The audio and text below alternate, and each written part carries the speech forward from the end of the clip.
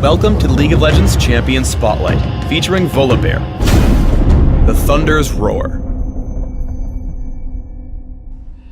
Volar is a melee tank and fighter, adept at disrupting enemy movements while dealing tons of damage to single and multiple targets alike.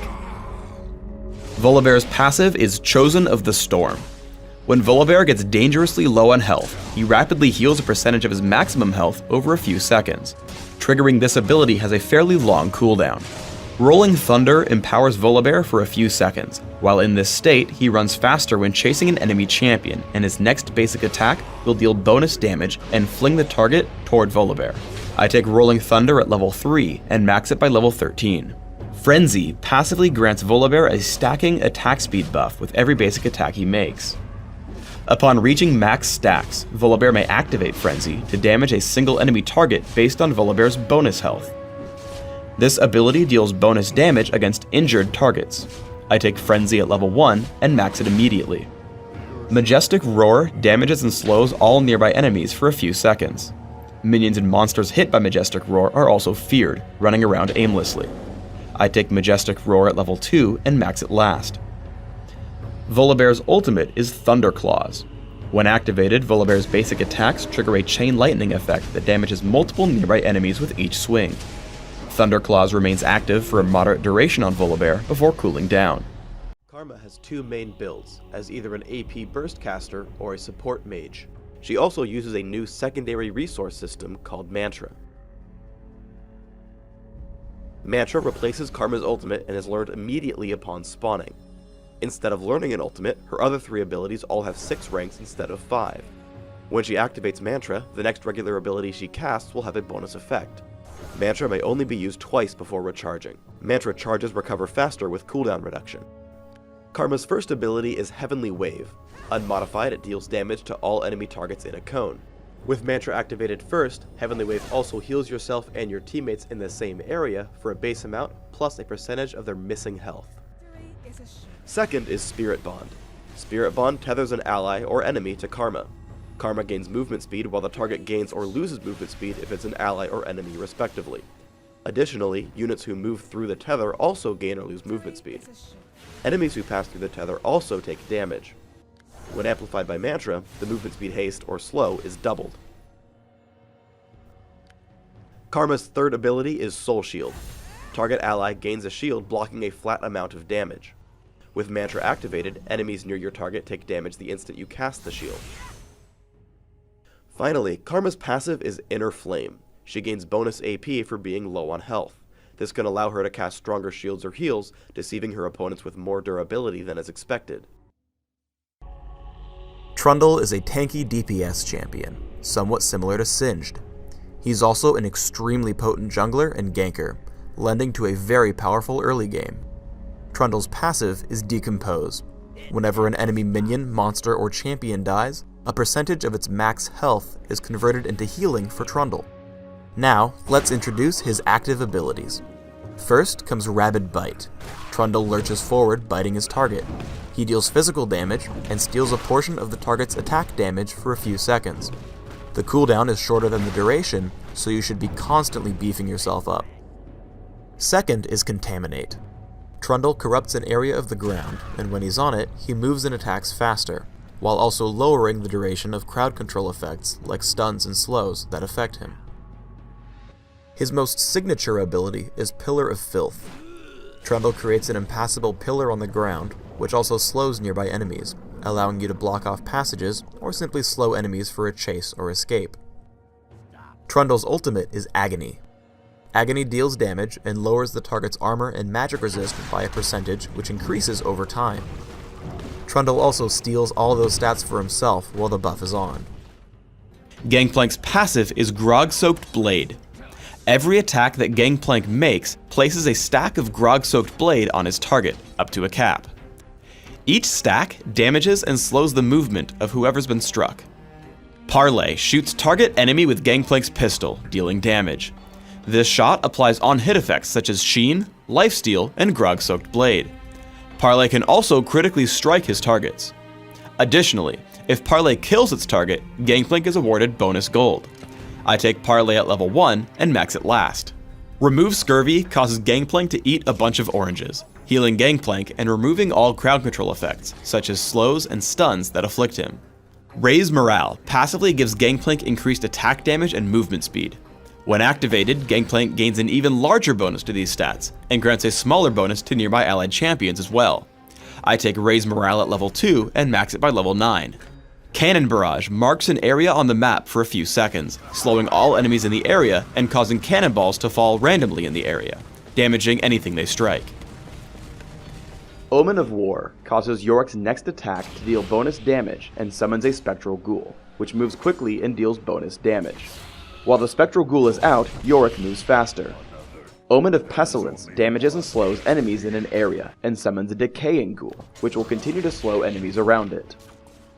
Omen of Famine damages target enemy, heals Yorick for a percentage of that damage, and summons a Ravenous Ghoul, which heals Yorick for the damage it deals.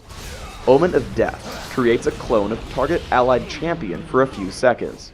If the ally dies while the clone is alive, the clone sacrifices itself to temporarily reanimate the ally.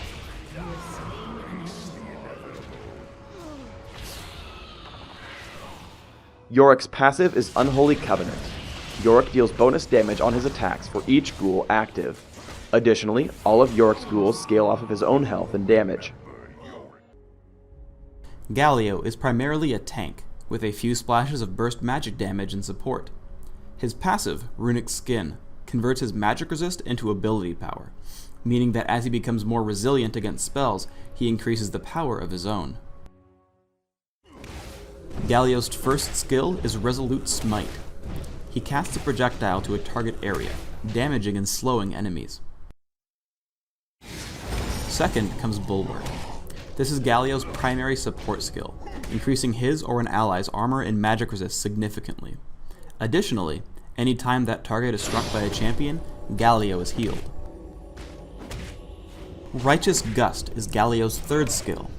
He deals damage to enemies in a line, and sets up a directional wind tunnel. Allies running in the same direction of your cast will run faster while inside it. Gallo's ultimate is Idol of Durand. He channels a taunt while taking reduced damage.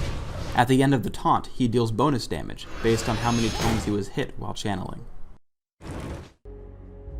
Urgot is an interesting champion, who starts out dealing crazy damage and controlling his lane, before settling into a tank and assassin type role, relying on his ultimate and his team to kill important enemy targets.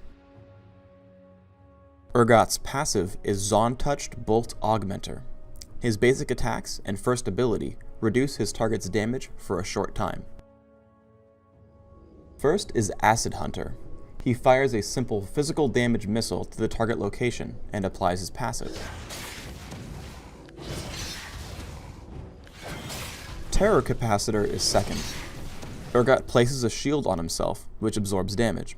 Until it breaks or times out, his basic attacks and his Acid Hunter slow the targets he hits. While the slow is short, it can stack upon itself. Third, Urgot may cast Noxian Corrosive Charge. This is an area of effect nuke which deals damage over time, lowers armor, and most importantly allows Acid Hunter to lock onto the target. Now, if you cast Acid Hunter with your cursor over the target, it will always hit. Urgot's ultimate is the Hyperkinetic Position Reverser. He stuns his target and channels for a second, swapping positions with the target and slowing him, while Urgot briefly gains armor and magic resist. Evelyn's passive is Shadow Walk. As long as Evelyn has not recently dealt damage, received damage, or activated an ability, Evelyn is stealthed. While stealthed, she rapidly regenerates her mana and is undetectable unless she gets revealed by an enemy turret, vision ward, or champion. Evelyn can skirt on the edges of a champion's vision range, stalking them while undetected. Hate Spike fires out a line of damaging spikes that prefers to target Evelyn's most recently attacked foe. As her main damage tool, take Hate Spike at level 1 and max it immediately. Dark Frenzy passively grants Evelyn stacking bonus movement speed up to a cap whenever she hits an enemy champion with one of her abilities. When activated, Dark Frenzy purges all slows from Evelyn and grants her even more bonus movement speed. Dark Frenzy's cooldown is reset whenever Evelyn kills or assists in the kill of an enemy champion. Definitely take a point in Dark Frenzy at level 4 or earlier, but max it last, by level 18. Ravage strikes target enemy twice, dealing damage and granting Evelyn bonus attack speed. To further increase her damage, take a point in Ravage early and max it by level 13. Evelyn's ultimate is Agony's Embrace. Agony's Embrace hits all enemies in an area, damaging based on maximum health, and slowing for a few seconds. Evelyn also gains a shield that gets more powerful for every champion hit. Swain is a caster who specializes in taking down single targets and disabling enemies. Deathfire Grasp and Riley's Crystal Scepter are two huge must-have items for reasons I'll show you throughout this video. Swain's passive, Carrion Renewal, gives him a mana regeneration buff for a few seconds whenever he kills an enemy minion or champion. Unfortunately, we didn't have all his icons ready when I recorded this game, so a few of Swain's icons are images of Karthus. Swain's Q spell is Decrepify, or as we call it here at Riot, the Laser Bird. Laser Bird deals damage and slows a single target over 3 seconds. However, the spell is on a tether, so enemies can walk out of range to break it early. You may choose to max Laser Bird first, but I choose to max it second, after Torment. On W is Nevermore. You target an area on the ground, and after a short delay, targets hit by it are rooted in place for a few seconds. Because the only meaningful level up is cooldown, I keep Nevermore at 1 point until level 14. Torment is on E. It deals damage over 4 seconds, and also deals extra damage every second based on how much you've hurt your target. This bonus damage compounds on itself, so front-loading damage with Deathfire Grasp will heavily increase your damage output. As Swain's main damage spell, I max Torment right away. Ravenous Flock is Swain's ultimate. He transforms into a raven and sends out pets to nearby enemies. The pets also return to heal him for a portion of the damage dealt. Blade Surge is her first ability. It's a single target blink strike, dealing physical damage and applying on-hit effects. If it kills the target, the full cooldown and part of the mana cost is refunded. He-10 Style is a passive active ability. Just by learning it, Aurelia will heal after every attack she makes. When activated, it adds bonus true damage to her attacks. Equilibrium Strike is Aurelia's third ability. It's a short-range, single-target nuke that normally slows her target, but if Aurelia is more damaged than her foe, the spell will stun instead. Aurelia's ultimate is Transcendent Blades. After activating it, she has a few seconds to shoot 4 daggers, which hit enemies in a line. These daggers also return health to Aurelia based on their damage dealt. Finally, Aurelia's passive is Ionian Fervor.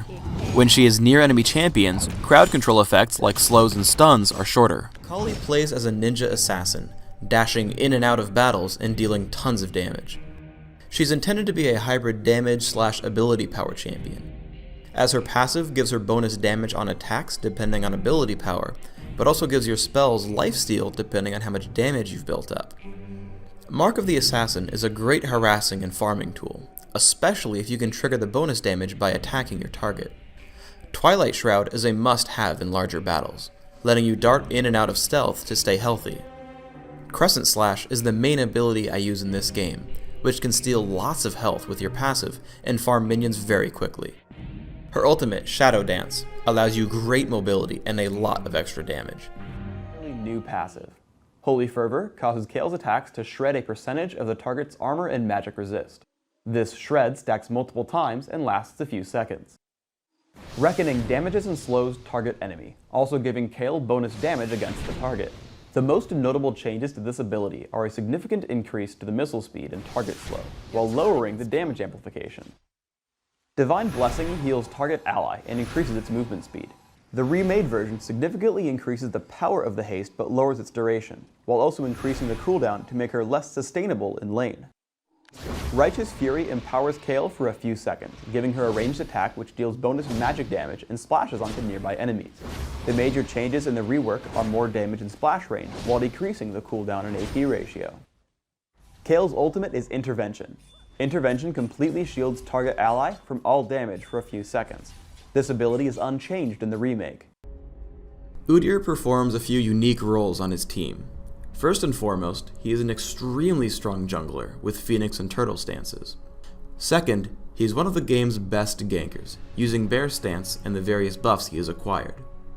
Finally, he is a tanky DPS champion, with very little item reliance. Your goal is to disrupt your enemies and try to take down squishy targets first, saving your other enemies for last. As with most junglers, you should start out with the Golem camp when it spawns at 155. Note my positioning, allowing me to hit all the monsters at once with Phoenix Stance. Smite will deal exactly 560 damage at level 1, so get ready to kill Golem when it reaches that mark. Depending on your health, once Smite comes back up, you should try to grab the Lizard. As you reach level 3, Smite deals 646 damage. At this point, you can grab a rank of Bear Stance and gank with it, or rank Phoenix Stance to increase your damage output and jungle faster. The true power of Smite is shown when ganking enemies in the jungle. Normally, Shaco would have been able to survive the encounter by deceiving out, but without the mana he was so desperately relying on, I make short work of him with Lizard buff and the various stances.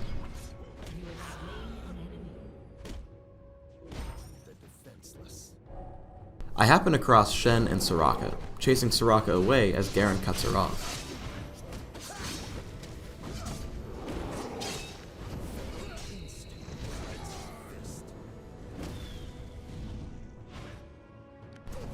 Shortly, Shen and Tristana start to gang up on me. However, our damage output is too great, and even as Shen tries to kill me at the end, Turtle Stance keeps me alive as I help pick up the kill with my team.